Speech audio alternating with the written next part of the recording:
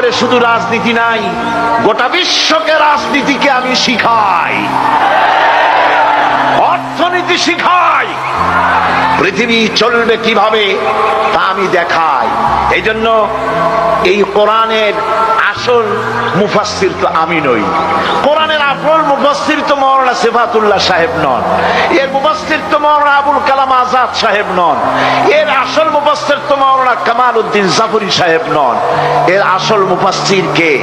কোরআনের আসল মুফাসসির, genuine authentic interpreter, আল্লাহর পক্ষ থেকে নিয়োগ প্রাপ্ত মূল মুফাসসির যিনি, মূল তরজমানুল কোরআন, কোরআনের ভাষ্যকার যিনি, তিনি হচ্ছেন সর্বকালের সর্বযুগের সর্বশ্রেষ্ঠ মহামানব বিশ্বনবী জনাবে মুহাম্মদ রাসূলুল্লাহ সাল্লাল্লাহু আলাইহি ওয়াসাল্লাম।